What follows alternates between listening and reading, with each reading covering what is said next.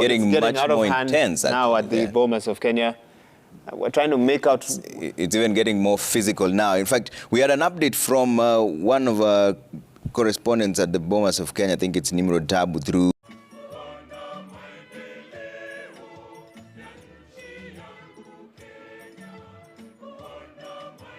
But then this is the intriguing tragicomedy of how Raila Odinga lost to William Ruto in the presidential race. Yes, that is a story. It is a story of how the elections of 2022 went down, and it speaks a lot about the things that could have been done differently, not just by us as Azimio, but also by IEBC, which was the referee in that contest. I've called it actually a conquest. The election, the win of William Ruto was more of a conquest than a contest. In war terms, we were not. It was not a contest. It was a conquest, and indeed we were conquered. And the reasons are laid bare in the book. And to answer your question, because you asked a very broad question, I'll give a broad answer. I have previously. On this show and on other platforms, I have said that Baba could not have lost the election of 2022 if, one, the election was free and fair. Baba could not have lost if the election was free and fair. Number two, if we had put the mechanisms, as Azimio, if we had put the mechanisms in place to ensure that even if the other side or the arbiter attempted any monkey business, we were able to forestall them, Baba could not have lost. And so that is a broad answer, because Baba did not lose on the vote. I can tell you that without any fear of contradiction or any slightest demur whatsoever. Baba did not lose on the vote. And if they think, and if I am wrong on that, what does that mean? That Baba got more votes than absolutely, absolutely. And if then where did they go? They are in the server. Wafungue server. Wafungue server. That we know. Oh, there's some certain things that they know. That they know that Kanchori doesn't know. Above Kanchori's pay grade. Exactly. So how would Kanchori know? Mzuri sana lakini hajui. Mambo hailewi. Hajui, What did you understand them to be saying? They were reassuring the candidate. They were leading the candidate down the garden path. They were the people that City talked about that had already decided that our candidate should not win.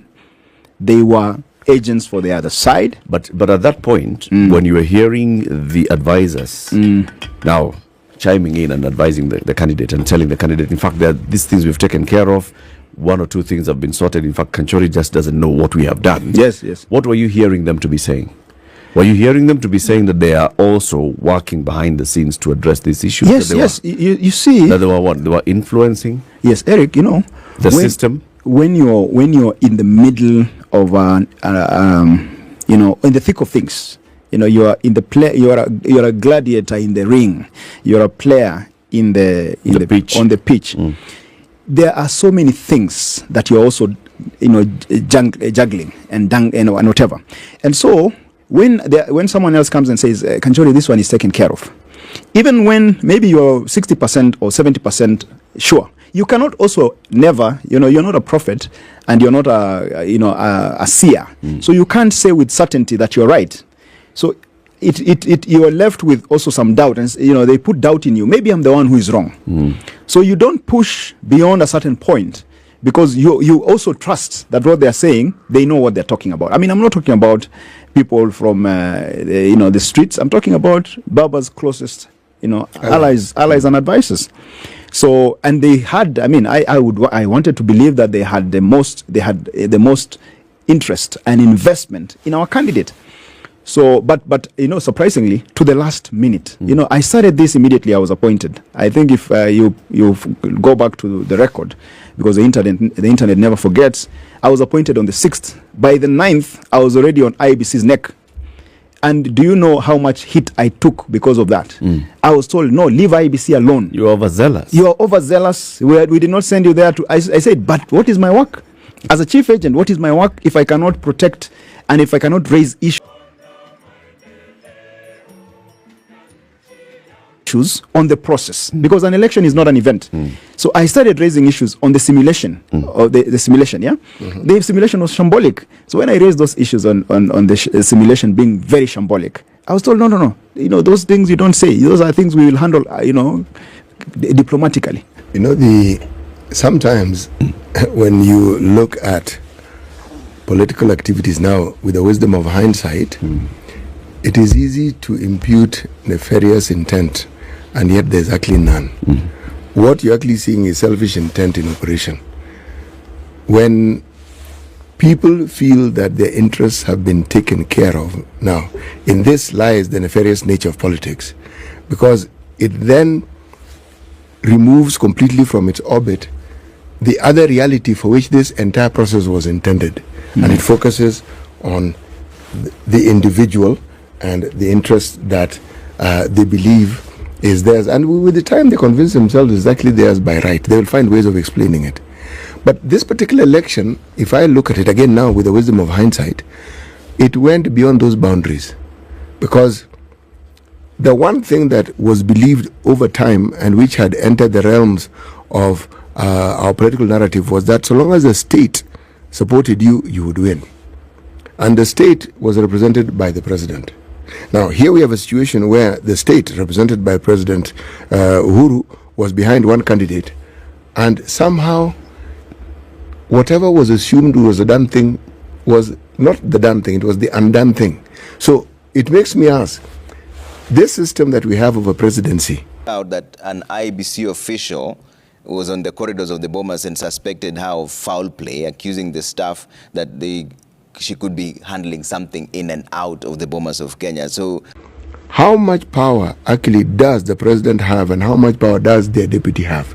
Because if it's a presidency, then you get the impression that this power is shared, and sometimes it's shared in favor of whoever is more powerful or whoever is more willing to work at influencing the structure, because the structure is available to both the president and the deputy.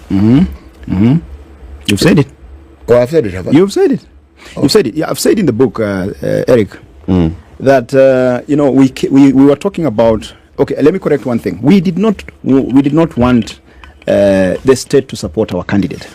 The only thing that we were hoping, and also we were trying to ensure, is that the state doesn't work against him, because this is what has happened in the past. Raila Odinga, I say this in different. I don't know whether I said it here, but I said it before the election that our candidate does not require the support of the state. Our candidate has the people of Kenya, and even now the people of Kenya are with Raila Odinga. Even if the instruments of power are elsewhere, the people of Kenya are with Raila Odinga. So, but just coming back to your point, on the issue of the state, we kept talking about the deep state, but everything has two sides. So if there is deep, there is also shallow. And I've said in the book, there were two types of state. There was a deep state, yes, but there was also a shallow state. Uhuru Kenyatta, with a lot of respect to him, and he's a great man, who has done great, good things for this country. He controlled the shallow state. The deep state was in the hands of William Ruto, and he used it to good effect. And I've said how in the book. Did Uhuru know that? He did not know that, because if you have the shallow state, the shallow state leads you to think that you have it. You have the deep state. So the shallow state makes you think that this is the deepest you can be. Yes. Even it depends on how you are swimming. It's also an illusionary state. And also, if we are talking about a system, we talked about deep state and we talked about a system. If there is a system, and yes, there is a system, there could also be a broken system. And there could also be a functional system. And I've talked in the book that what we were left with was a broken system. You see, you can have a very good system, a phone, iPhones, a music player, but if it's broken, it won't work.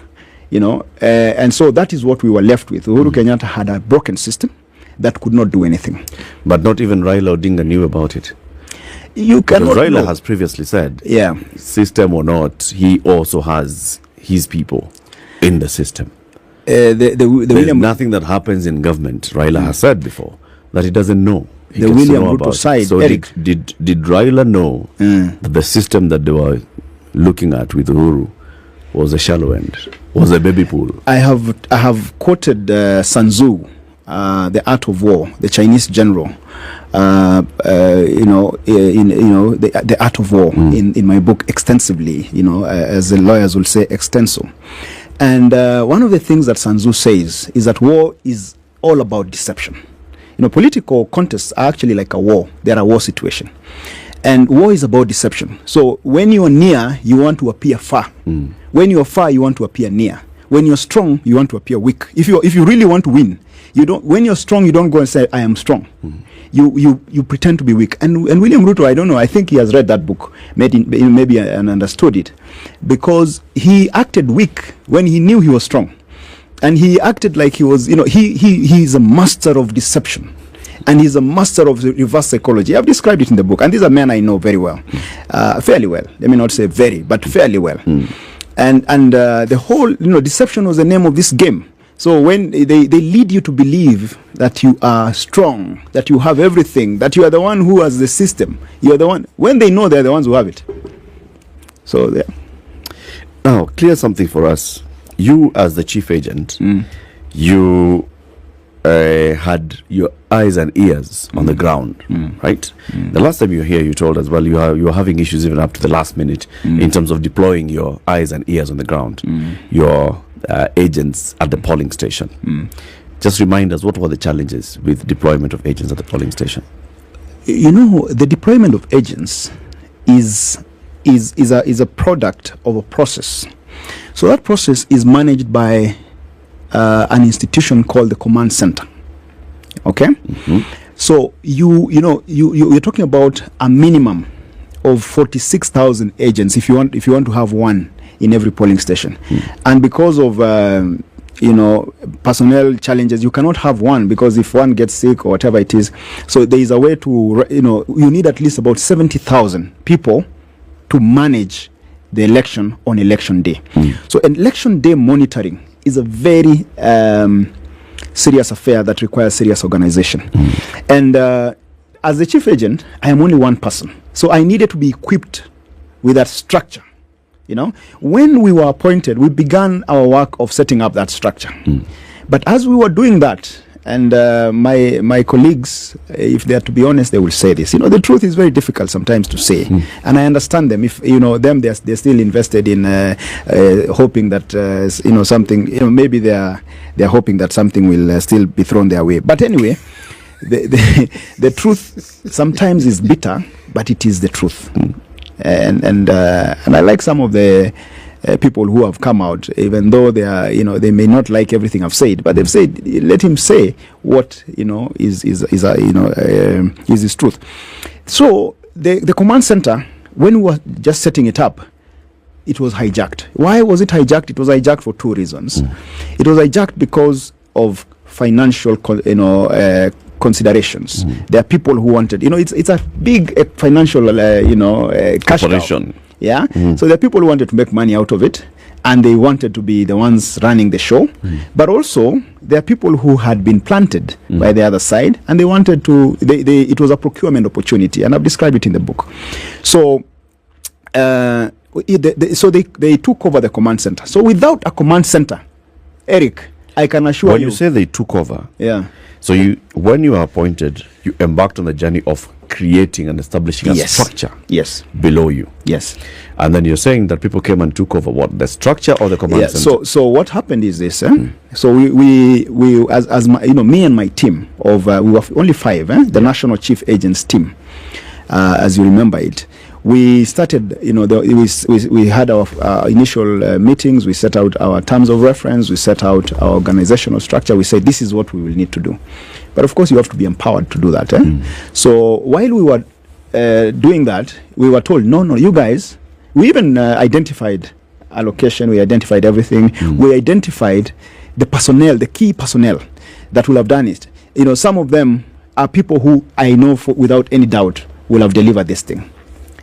People who have handled serious logistical issues. And those people were pushed aside. The minute we mentioned them, they're told, no, forget about this one. We have better people. So, ultimately we're told, you guys, we have already set up everything for you. So don't worry. You just work. You just okay, have your meetings, whatever, but we will take you to the place that is up and running. There are people who know about this thing, power. You know, maneno power. I was even told, forget about ODM. Some of these people who are now pretending to be ODM guys, they were telling me some very unsavory things about our party, our beloved party ODM, and saying how ODM will not deliver a presidency or what. And ODM has, ODM has serious structures. If we had even left it to ODM, it would have delivered this thing by 10 a.m. But we went to Jubilee, which was a rotten, broken system. A rotten edifice. So where was the command center? The command center is I've described it in the book. Where Eric Soma Kitabu. But Soma Kitabu Ndugu. Lakini, it just, the command center, I have called it the Tower of Babel. It delivered nothing. Absolutely nothing. A whole structure, like the whole of this standard group, with computers, all the latest equipments, and I call it a glittering edifice, but which was intended by the people who are running it to only be an edifice, a facade, So there was nothing in it. Wanasema kwa Kiswahili, there's something about something like in ndani, when it is shining outside, but I've forgotten the saying. But anyway, in the end, it delivered nothing. And it was not intended to deliver anything. And Baba was led to believe that this thing was working. I will give you an example. The ICT, former CS, ICT, Joe Musheru, was supposed, he had volunteered and said he's going to deliver for us, it's called what, this system, a system to transmit results, that was foolproof. He demonstrated other than the one that IEBC had. Every party has a way of now monitoring the a parallel relaying system. Relaying your own. There's nothing, there's nothing wrong with that. It's a system that is well within the law, but which will give you results faster than even you had given us certain assurances and how your system is foolproof. Google guys, whatever it is, and they made some demonstrations. And when I am trying to probe in the meetings, we are talking about meetings that, were well attended. And I'm asking, can we see this system in action? Can we do a demo? Can we do the same way we're doing at IABC? Yes. Can we do a simulation and put it under some pressure, and see how it works? Yes. And see how it works. No, Kanchori, this thing we'll do it. We have other ways of doing it. Do you know that so-called system did not even transmit one form? Whole CS. What do you mean? Even one form. Okay, so what did so you want to tell me that guy was what was he doing? Wait. For it to transform a form, to transmit a form, you needed to have something at the polling station. Kanchori. On the ground, because now let's talk about this server story, okay? On the ground, as you were coordinating on the day of the elections, you knew, apart from the two counties where the presidential election was not taking place, in Mombasa and Kakamega, everywhere else across the country, the presidential election was taking place. Were you getting reports from your people on how the turnout is, on how the conduct of the election is going on? Take us through that the daytime from 6 a.m. to 6 p.m. Were there issues that you had, you could raise them, that things are not going right? Our problems began... the real problems began about a week to the election. On the 2nd of August, we were conducting training. And the way that we are not dealing with small boys, the guys who did this thing, they were well prepared for it, and they knew how to do it. So, and they held the whole, plan until the last minute so that there is no recovery. So it is a fait accompli. On the 2nd of August, when we were training our agents, I started to see, because we were supposed to book venues, we were supposed to pay for venues. I personally talked to coordinators. We had a very organized system. Our coordinators from all the counties had given us venues, had given us budgets, and I gave them these things about 2 weeks to the training. And I told them, these are the venues, these are the budgets. Pay the coordinators. I did not want to handle even a coin in this election, and I didn't, by the way. I didn't even handle one coin. And if anybody thinks I took even the asumuni from them, let them come for it. Nitauza mbuzi niwarudishie, because I didn't take. And I told them, pay our coordinators the things for the venues, book the venues in advance, give notices to the agents in advance, and all this kind of thing. Do you know, up to the date of the training, which was 2nd of August, the venues were not paid for. Right? So we had agents who had been notified because was there